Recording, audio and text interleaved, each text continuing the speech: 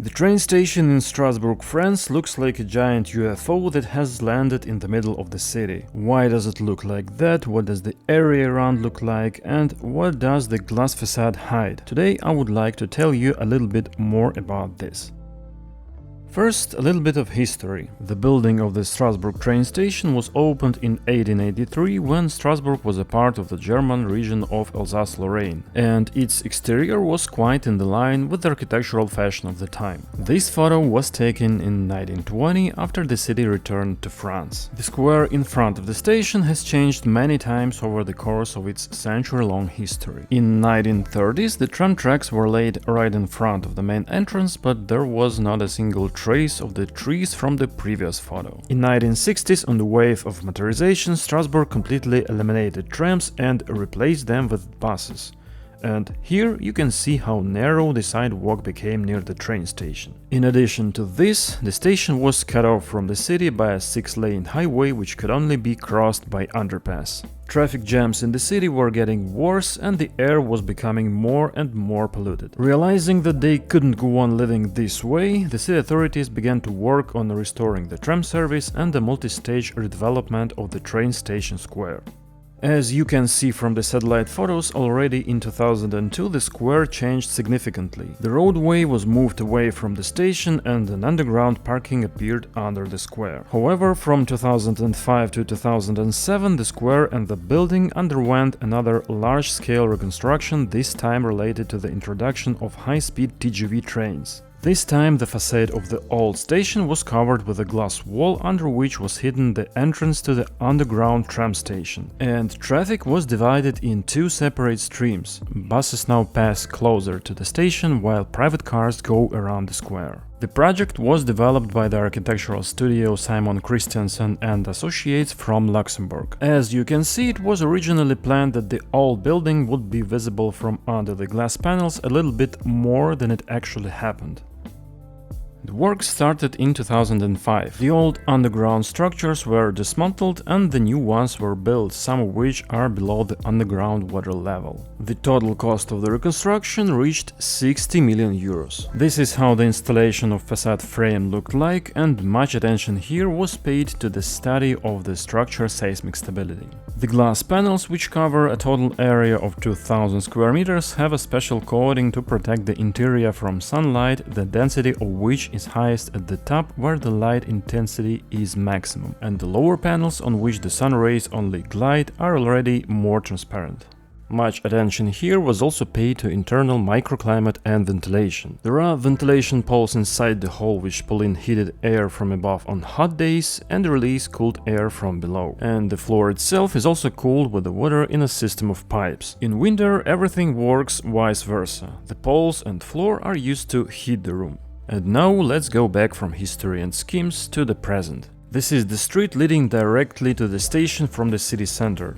Pedestrians and cyclists are the main traffic here. Years ago it was a traditional street with narrow sidewalks and a parking lane. Of course, there are parallel streets where the rest of the traffic moves towards the station. Traffic at the station square is divided into two parts. Private cars drive on a two-lane street further from the railway station. The paths on the square are laid on the ways that connects the main desired points, and, judging by the absence of the trodden paths, everything was planned correctly. There is a small outdoor parking space on the far corner of the square for a short-term parking, up to a half an hour. Please note that it's located not just under the entrance, and the surface of this parking is covered with the cobblestones and the traffic lanes nearby are asphalted. For those who plan to leave their cars for a longer time, there is a underground parking under the square for 750 cars.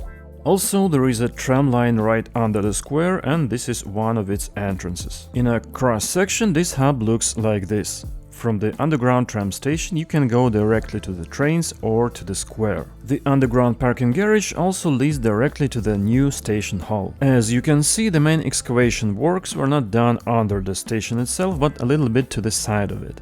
And the glass facade acts like a bridge connecting the old building and the new underground levels. There are two tram lines connecting the city center with the neighborhoods on the other side of the railways, and as in many other French cities, the lines here are marked with letters instead of numbers.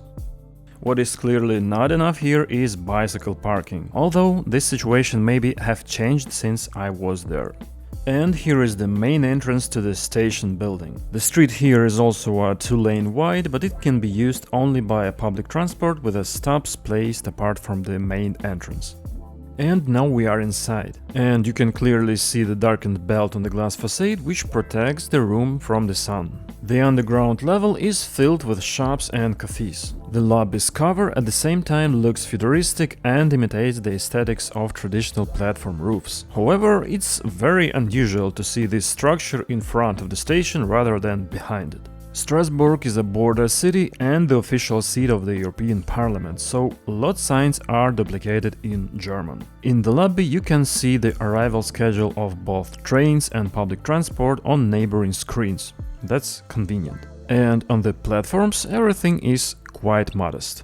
And now let's go downstairs to the tram station. The interior itself, to my taste, has too much grey color and sloppy details in it. Some wires are hanging here and there and pipes are sticking out. For example, on the right you can see how a piece of the wall panel was simply cut out and left a hole. Seems that they didn't suffer from perfectionism. And here we are at the tram station where grey dominates as well. By the way, I wonder why they didn't make a more convenient for passengers central platform while their trams have doors on both sides, and this could have been done without any problems at all.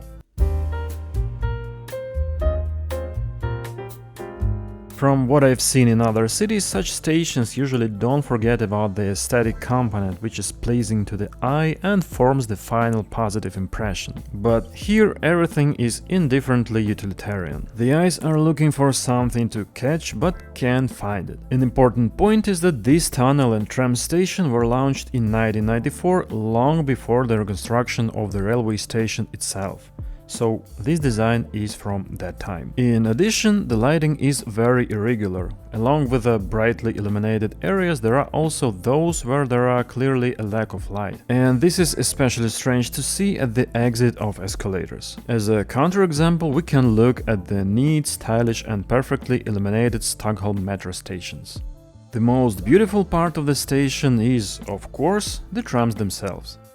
This is the entrance to the elevator. At first, I thought that the station had just been built and open to the public without finishing the interior. But it turned out not to be the case. This tunnel has been in operation since 1994. I wonder if this was by design or if they simply lacked the money or maybe inspiration to complete the work. In general, the Strasbourg station is an interesting example of transformation of an old station into a modern hub without interfering with the foundations of this old building. In 2008, this project even received the Brunel Award for Architecture. I especially like the spatial solution and the way the old building was connected to all the underground levels. Although I am not the biggest fan of the fact that the old facade was hidden under the glass. On the one hand, it looks futuristic, but on the other hand, it's a pity that the beautiful facade of the old building is not visible from outside anymore. And how do you like the result? Let's discuss in the comments. And don't forget to like, share and subscribe to the channel. See you in the next videos.